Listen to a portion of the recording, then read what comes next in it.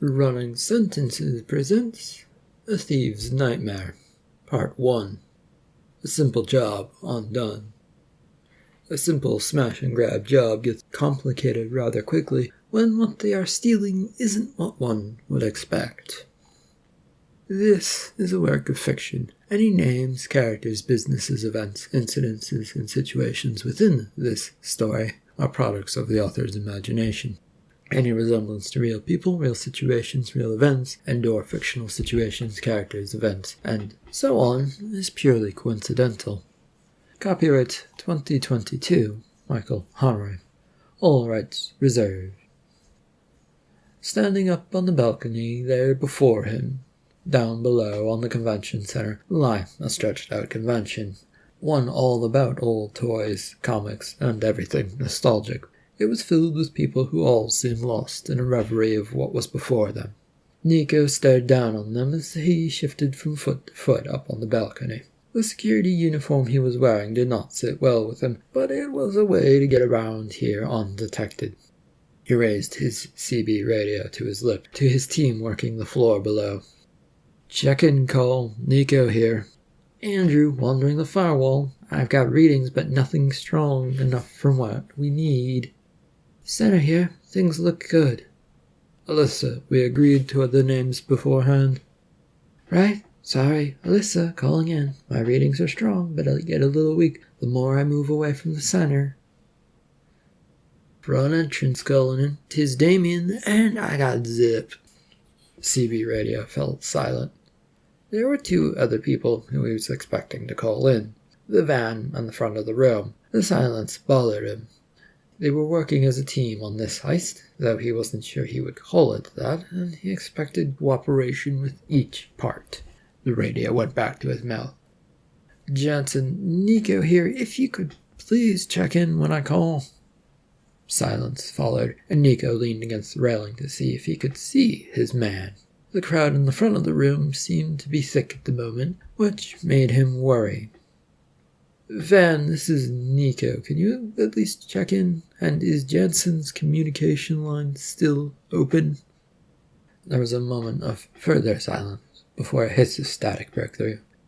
"Sorry, things have gotten a bit haywire in the security van. Dominique checking in. Nothing to report on my end, other than a sudden, strange surge of electricity that seemed to knock things about. But so far, it's all seemed to be back to normal. As for Jansen, I have no signal from his communicator." "Okay, I guess we keep going then. Andrew, Damien, and Alyssa meet up in the middle of the room and set us off. Is this even going to work?"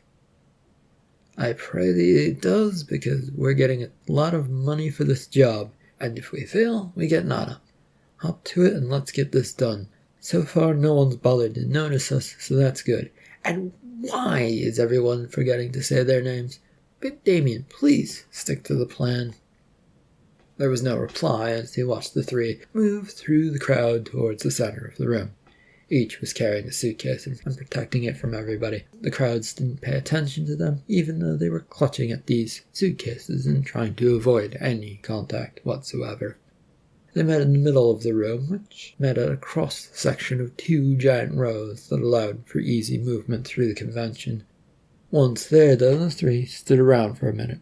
Nico watched from his perch, wanting to urge them on.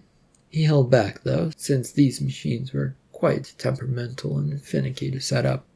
Eventually, Damien would begin to kneel down and unpack his device from his case. Even from here, it looked like an experiment in steampunk computer that had far too many attachments to it. Glass stuck out from the top of a sort of vial shape, with a pump inside that went up and down, and to top it off, also glowed a terrible yellow-looking color. Damien would stand up after a minute of working on it, and looking down on the thing. The radio in Nico's hand crackled to life again. "This is Damien. His setup is complete. What now, Van?" "The manual says once it's started to keep a watch on it until all vials turn red, then it should have done its job. Dominique, out."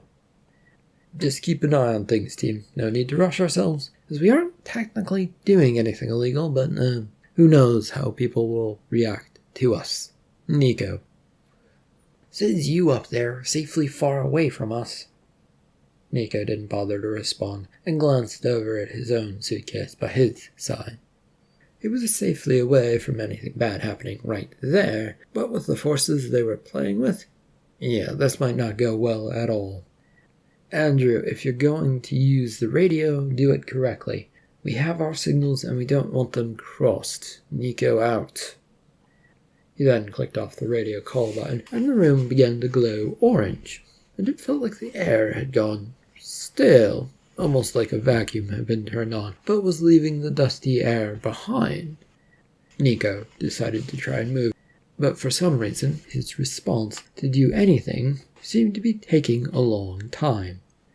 Everything okay in there? It's Dominique, and despite you guys saying you're turning the machines on, things look normal from what I can see from here. The vacuum of air suddenly relaxed, and the air orange glow, seemed to fade. Nico blinked and tried to move again. His response was still slow, but seemed to be happening now, and then the air completely relaxed and the noise of the world returned to him.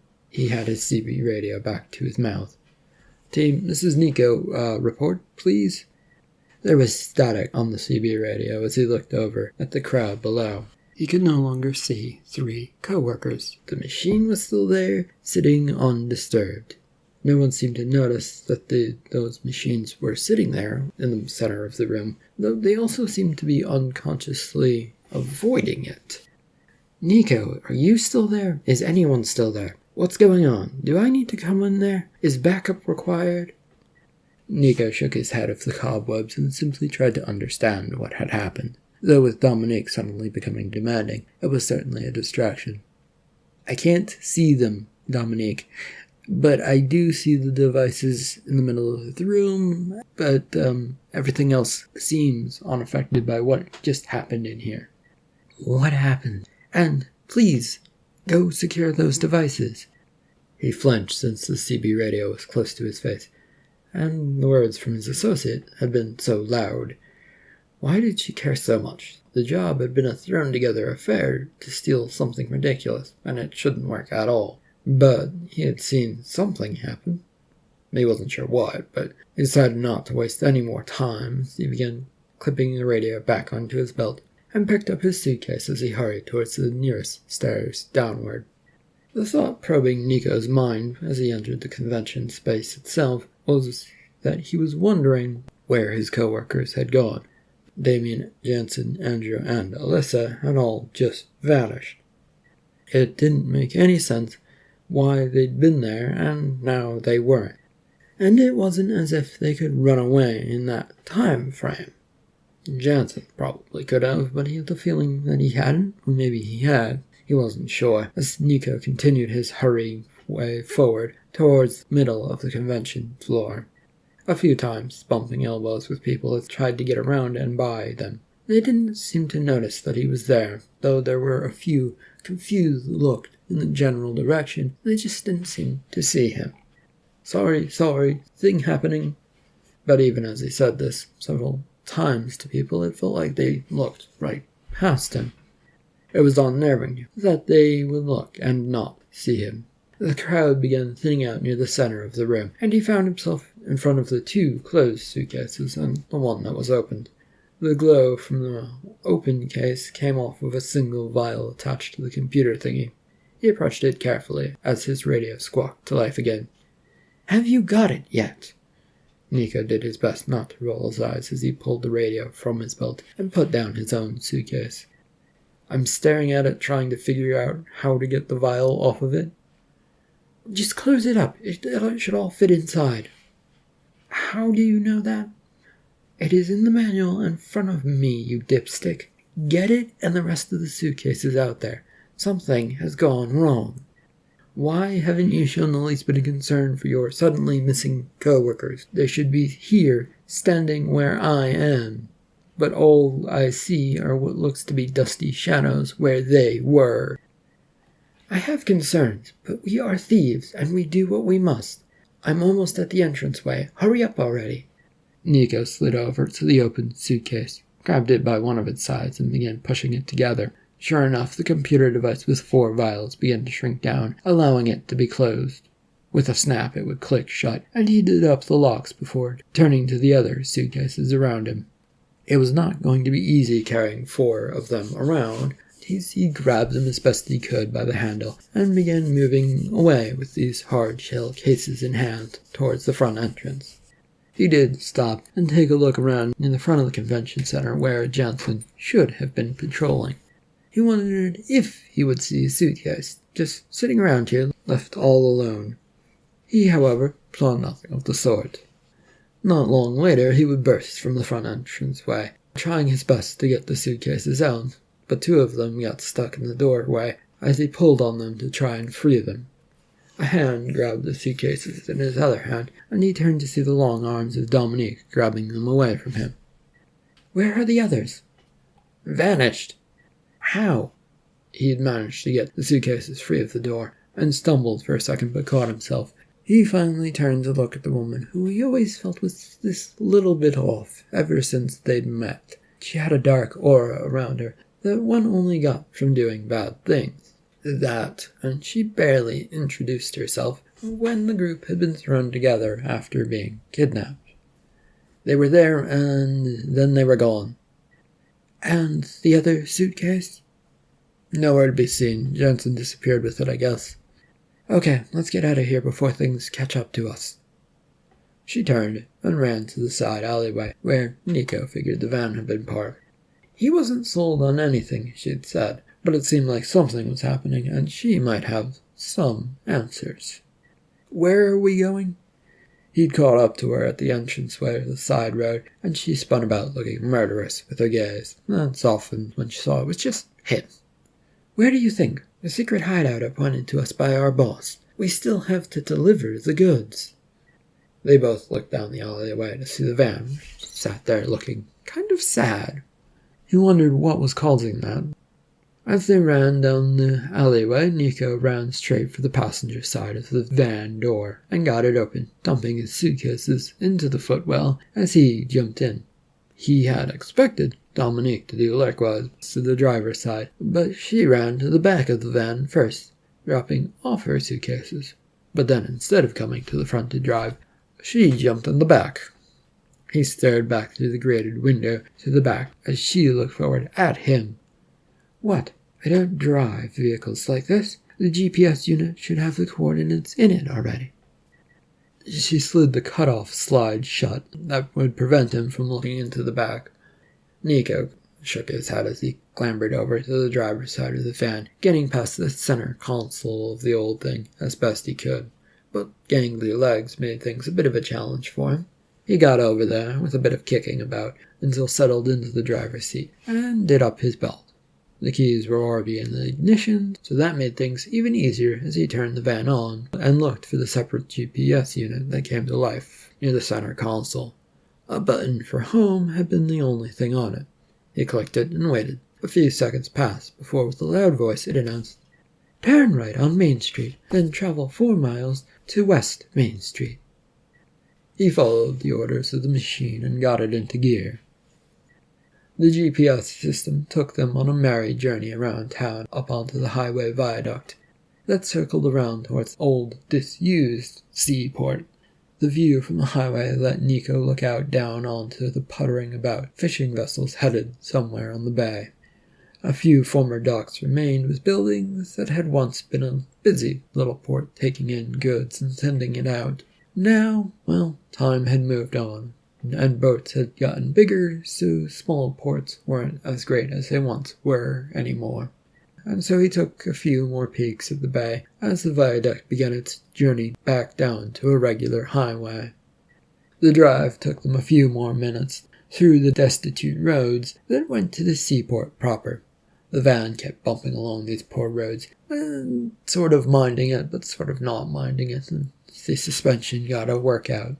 Nico pulled onto the road that went straight up to the port itself, but slowed down as it came to an end at a high-tech security booth with razor wire fencing that circled the port itself. And there was a fancy automatic bollards that would stop any car going any direction that it didn't want them to, that could pop up at any instant. Nico was questioning all of this in his mind and didn't bother to try and talk to Dominique, as she would probably either not respond or say that she didn't know. The cover to the divider, though, did slide open again. "Why are we slowing down? And you have the suitcase we need up front." "The security booth is up ahead, and I'm afraid of the bollards. I don't know if we can just drive past it." "Why wouldn't we be able to? We're supposed to be here." The cover slipped shut again, leaving him alone as he approached the first speed bump, warning people not to go fast. The guard shack itself was on the other side of the fence, and just past the automatic bollards, and all he could see was a card reader of some sort and the gate. He slowed down further as he pulled up to the metal pole with what looked to be a card reader attached to it. Lowering the window, Nico wondered what it was he was expected to do to get past this, since he didn't have a card to swipe. But when he stopped, the machine, which had a red light, beeped twice and then turned green. The gate in front of him swung upward and then out of the way. Nico stared for a second and then slowly pressed the gas to get past the gate. They did not go far as the security person stepped out of the booth, holding up a hand before Nico could roll past them. Nico pressed the brakes as the guard came up towards the window.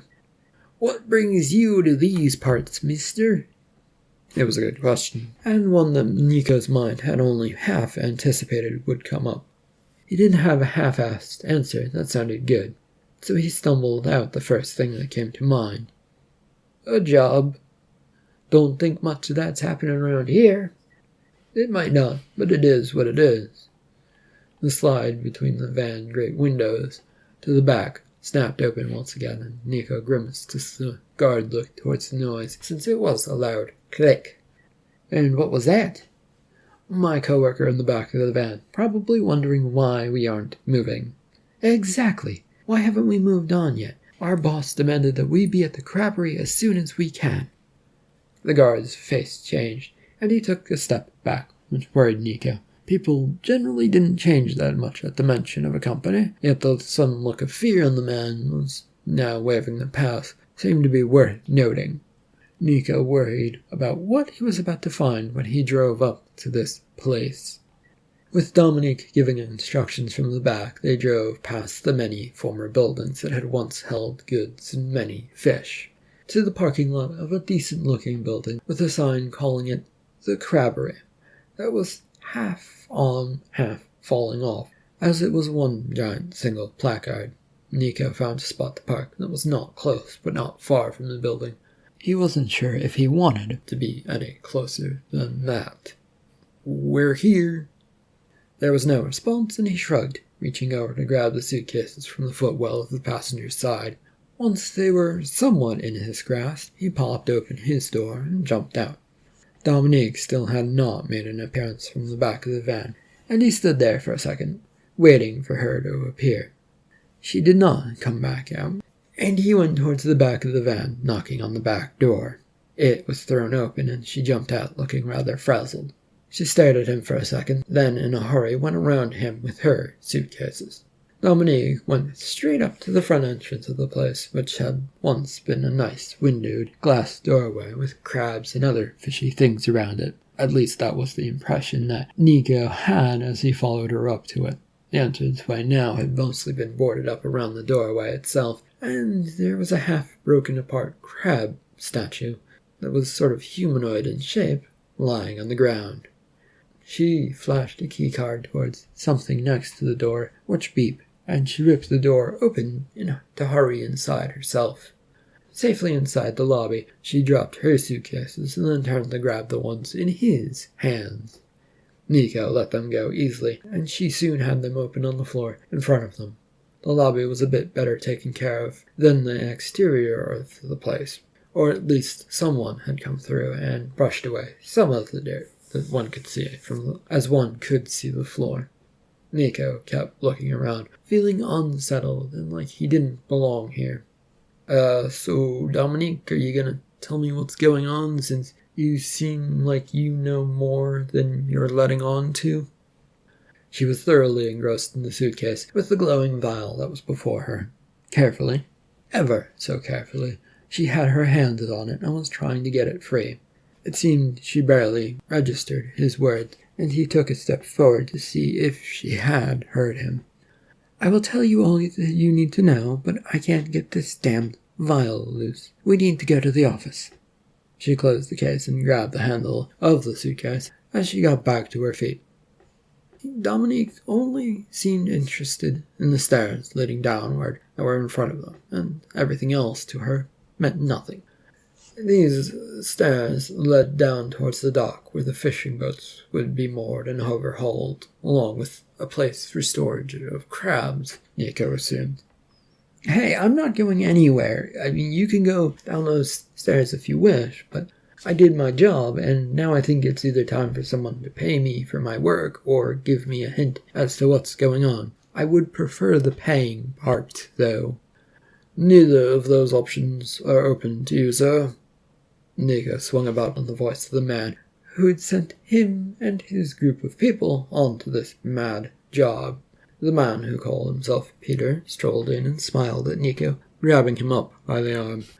"I shall explain much in a few minutes, but it always feels safer to do so further inside our building. We have other criminals and people who wish to know our secrets. We cannot have that." Peter began pulling Nico towards the stairs, not waiting for a response, and quite insistently. Not wanting this, Nico resisted. "Answers? Now, please." "Oh, fine. As you know, I asked you to steal the essence of time from a convention. I did so because it is believed to have the ability to unleash unlimited power onto things. Think of it as like a nuclear power station, only one that never needs to be shut off, as it can potentially keep feeding itself." The stairs were at Nico's feet, and since he was being pulled in this direction, he half gave up on the conversation so he would not trip on them. Walking and talking were not difficult things to do, but being pulled at a rapid pace did change things a bit. Down they went with hurried steps, and Nico doing his best to relax so he didn't flop or trip over. Dominique was already at the bottom of them, and had turned to look at them, and did a little impatient jump into the air.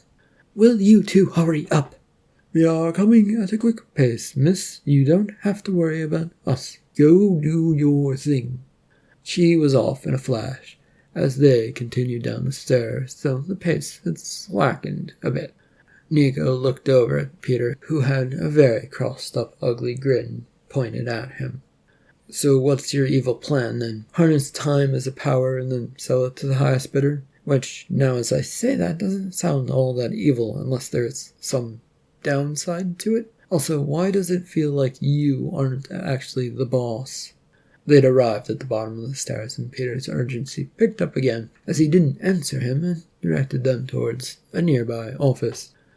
Dominique had the suitcase opened and sprawled out on a table in the office.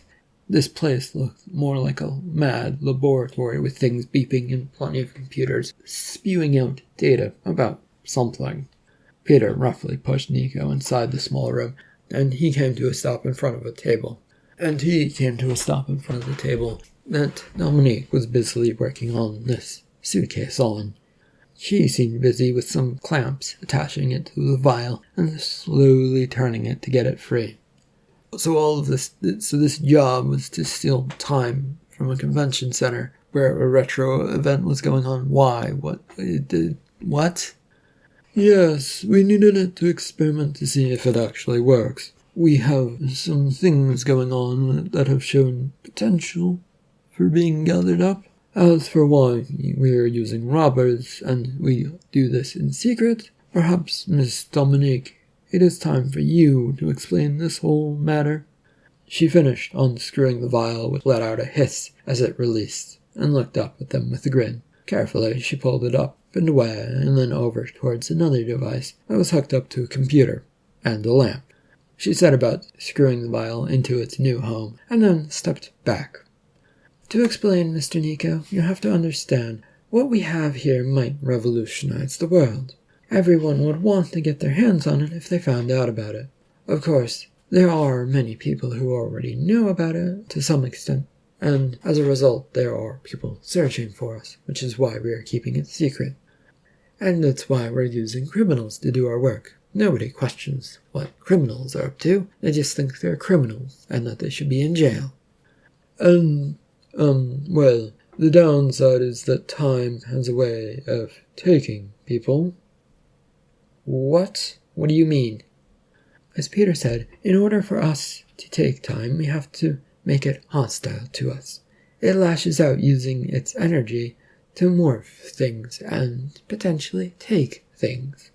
That often results in people being taken by it in return because it lashes out and sort of grabs at things. Nico looked about for a chair to sit down on as this was getting well beyond him. There were no chairs in here, and he found himself sort of moving towards a wall so that he could lean against it.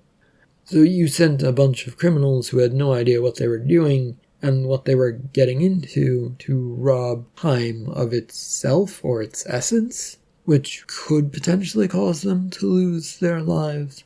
And why, Dominique, do you sound like you knew all of this all along? How involved with this were you? Oh, right. Did I forget to mention that I'm the boss of this whole operation? There was a furious nod of yes from Nico, who had found the wall to comfort himself against. It was not providing much comfort, though, as he kept moving about, trying to find a spot that would at least let him lean against without being bothered. And what about me? What happens to me now, and do I get disappeared by either you people, since I know things, or are you going to make time do that? I don't know what I'm going to do with you yet, sir, and we didn't expect anyone to actually survive, though we kind of did hope for it. Be interesting to see some things. There is also the problem of the other one, miss. She looked over at Peter with narrowed eyes, a look that told Nico that she was trying to figure out what he was talking about. Then it clicked. So Jensen did run off, then? Yes, we are doing our level best to get to him, though, but it does appear he is being protected by someone who knew of our plans. We have a traitor within our organization. Well then, we will have to tread carefully for now. As for Mr. Nico, he has seen enough. Please take him away and put him in our safe spot. Peter turned almost robotically towards Nico, which unnerved him, as he was not doing well with all the things that were going on around him and to him. He sort of did want to see this experiment to use time as a form of energy, to see if it was going to be successful or not. But at the same time, there's probably a great risk if it lashed out. He did not want to disappear, but he didn't have a choice in the matter, as Peter was by his side in a second and had a rough grip on his arm. The two began moving back towards the door they came through. Where are we going, Peter? And is it onto a boat where I'll suddenly find weights to weigh me down, and that sudden wave will hit the boat and plop, I've gone over the side. Oh, such a sad fate, so to speak. You have quite the imagination, sir. For now, though, there will be no boat visit. We might have another use for you shortly, should all things go as planned. At the doorway, Nico cast a glance backwards to see if the lamp that was attached to the device was now glowing. But that was all he was able to see, as he was now yanked out. Away from the office he was led towards the docks, where the boats could be moored or serviced in a dry dock manner. Why they had this interior space when the boats, as far as Nico knew, didn't need the interior for such maintenance was beyond him. Also, boats to catch crabs? Didn't crabs stick close to the shore? He didn't know much about crabs or crab fishing, so maybe all of this was necessary. He didn't have much time to think about the site, or if this potential opulence in a crab building was what helped cause the downfall of the fishing in town. Peter was pulling him by the arm, leading him across the cement floor that made up the docks towards another section of the building, this one with a giant metal door. The sealed door was pulled open with some force by Peter, while he still held on to Nico. A fishy smell came wrenching its way towards them, and it hit Nico hard, and he wanted to retch or escape, but the grip Peter had on him would not relax. Instead, the grip propelled him forward, towards a dark interior that Nico was guessing was some kind of fridge or cooler.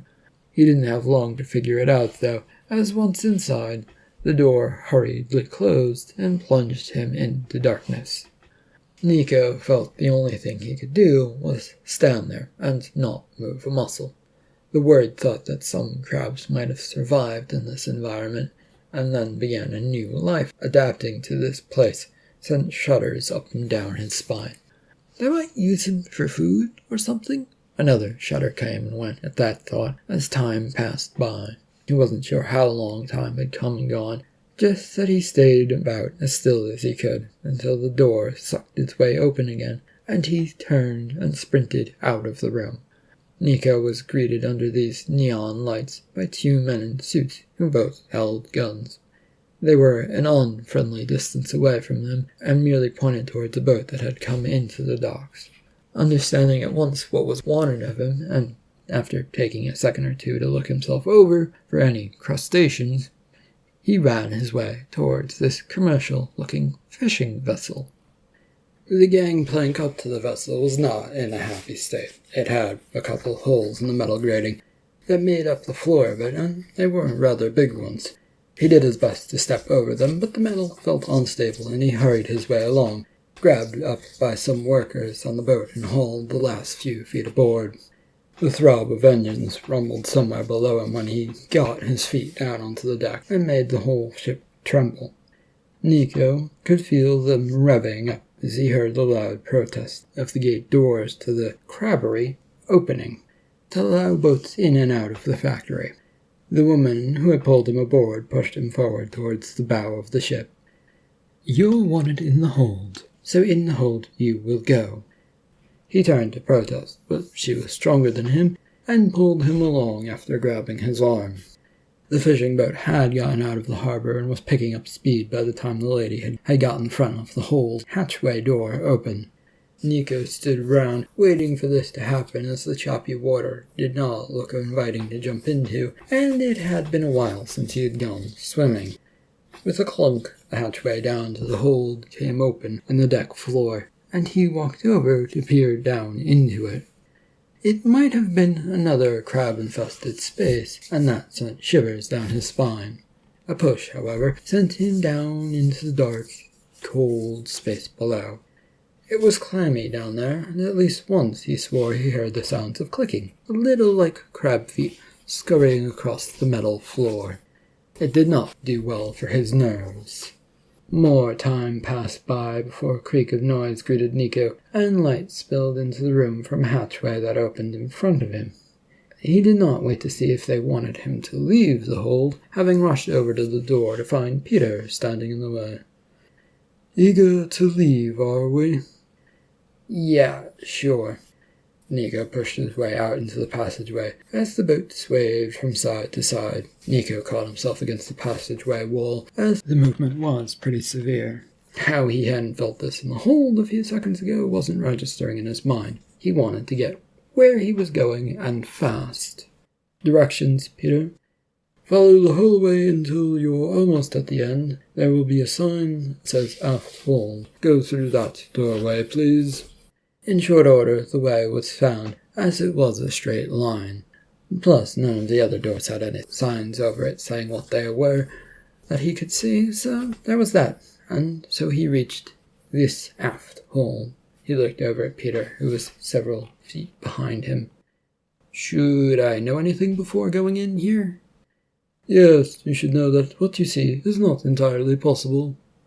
He heard this, processed the thought through and through, wondering if it was supposed to disturb him or throw him off balance. It sort of worked in that he now didn't know what to think, or also how much worse this situation could get. The hatchway door to this hold swung open easily, allowing Nico to freely walk inside and look about. It was a mad scientist laboratory, which was fine and dandy, but he was disturbed. Everything looked normal, and working aside from the lamp powered by the essence of time.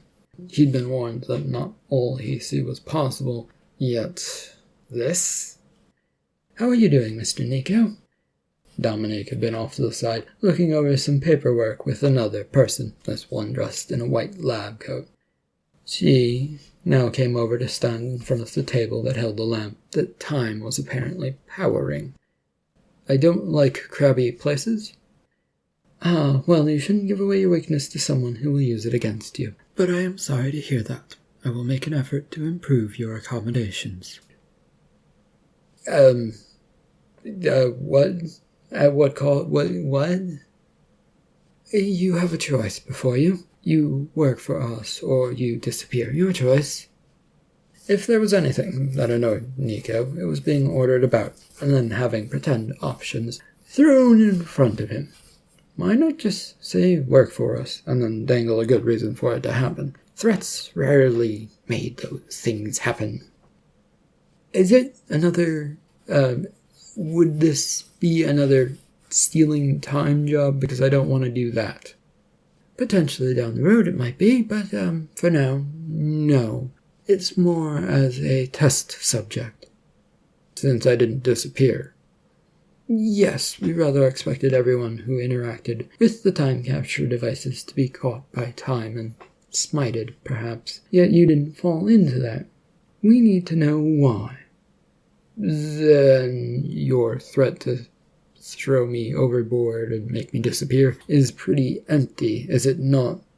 It wasn't, no. We would do it, and then we would have to find someone else who was capable of filling the role that you have.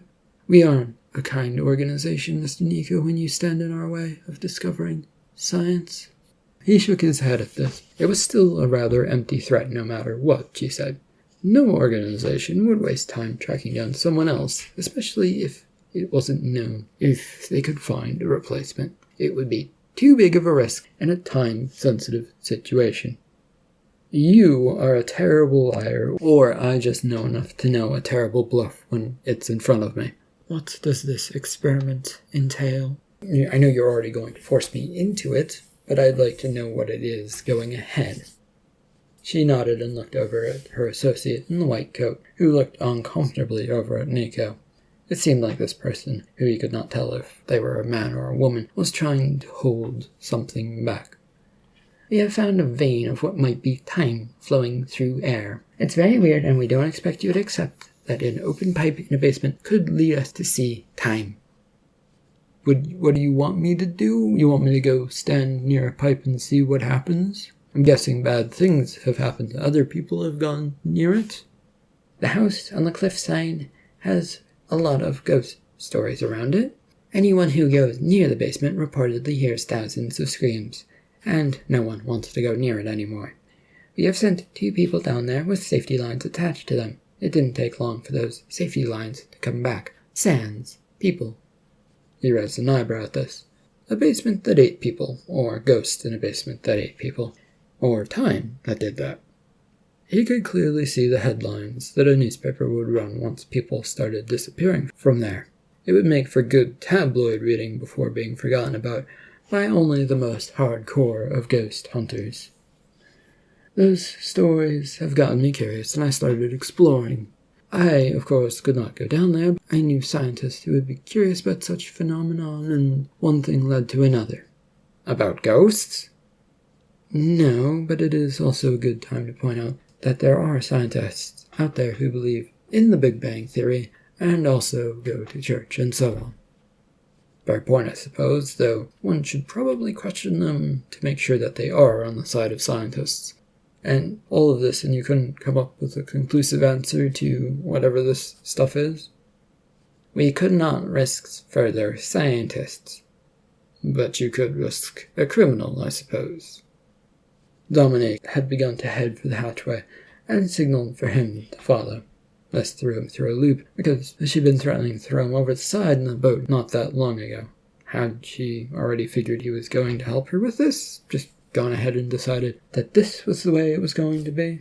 She stopped at the doorway to look over her shoulder to see if he was indeed following, and since he was still rooted in place, she raised an eyebrow at him. Nico dutifully turned and began walking that way, questioning himself as he did. What good was going to come of this, and why him exactly? The inner bowels of the ship were soon gone from sight as Dominique led him up to the main deck and then forward to the bow. He was more cautious this time, since there was the memory of being dumped into the forward hold at least a couple of hours ago. Maybe more, maybe less. He looked out at the boat, dipping about, doing its best to fight its way through the choppy surf that pushed them around in this dark night, though that darkness had already begun to fade into a soft orange hue. It was dark, though, out there, in this cold air that pushed them about.